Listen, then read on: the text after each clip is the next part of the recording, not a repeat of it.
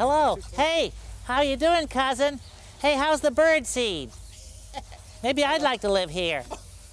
We're at the Bronx Zoo with some big birds and the real big bird. You'll get your copy later. The original big bird from Sesame Street, Caroll Spinney. Nice to see you. Hi, nice to see you. The wisdom of Big Bird. How many years are you doing Big Bird? You're the original Big Bird. Yeah, 34 years. Still doing it. Since Sesame Street started. Yeah. The original Big Bird looked something like this, didn't it? It was not the Big Bird as we know today. I'm warning you. I'm with Big Bird. We're backing off. Don't use me as a shield. It's one of your own. Sure he is. Hello, Big Bird. Oh, hi, Gordon. He was a different kind of character. He wasn't a child then. He was kind of a goofy guy.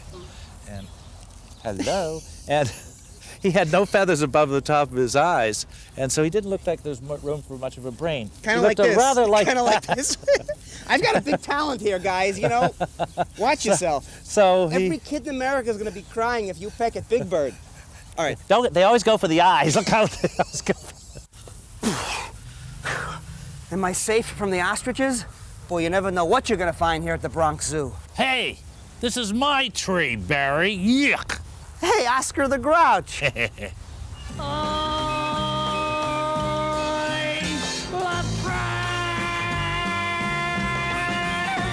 Caroll, not only Big Bird, you're also Oscar the Grouch. He is? Oh, gosh, you're right. Yeah, I am. How did you come up with the voice? Well, it was funny. It was down to the last minute, just before the show went on the air, back in November 1969. We were getting ready to do it, but I still hadn't come up with a voice for Oscar. So I got in a cab to go across town to meet Jim at Sesame Street. Jim Henson. Jim Henson. And I got in the cab, and the taxi driver looked around at me and said, Where to, Mac? and I said, hey, there's a voice. So I kept saying that in my head, got out of the cab, and went in and said to Jim, go over to the trash can, I'll be in there, and I'll knock on it and we'll see what happens. He knocks on it. I came up and I said, get away from my trash can. And he said, that'll do fine. Oh, he's trained. Huh? I know the ostriches love you, I've heard. They love you? They love Frank. They love. Oh, they love Frank. Oh, yeah? Yes. What's that behavior being? Laying an egg. That's it, breeding season. All right, right. Ah. Has Big Bird ever said something he's not supposed to say while in costume?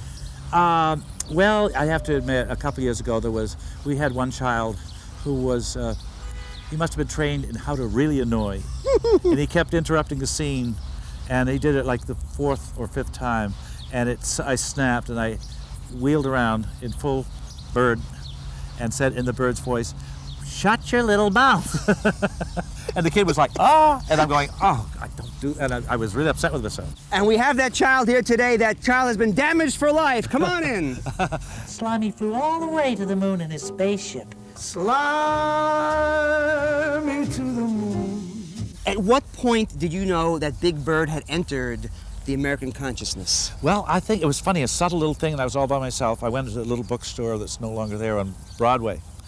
We were on 81st Street then, just very close to it. And In Manhattan? In Manhattan, Yeah. yes. And there was a little rack with golden books. And I took one off to look at it, and I looked at the back, and on it said, other little golden books you might like. And to make the page pretty, they had a little list, but there was a musical notes going all around it, and dancing there was Mickey and Minnie, Donald and Daisy, Bugs Bunny and Yosemite Sam. In a moment, in a moment. And Big Bird and Oscar. There you were. Well, I'd watched these as a child, and suddenly I was amongst them. And all of a sudden I said, You're amongst them now, and they're looking hungry. So, Caroll, what is the wisdom of Big Bird? well, I found that I had a lot of dreams as a child. And being Big Bird or something like it on a children's show was my dream. So I think it's pretty much, if you believe in your dreams and stick with your dreams and do something to make it happen, you'll see a lot of your dreams come true. But there's a lot of other stories in there too, Barry. It's a book for adults. Yeah, and there's some of them quite funny, I'm told. Mm-hmm. And I think it's a fun book. You're about to be attacked by one of your brethren. Gee, you're tall. Listen to this. Sing, sing a song, sing out loud, sing out strong. Hey, Barry, you sing really well. Thank you, Oscar. Yeah, 'cause I love trash.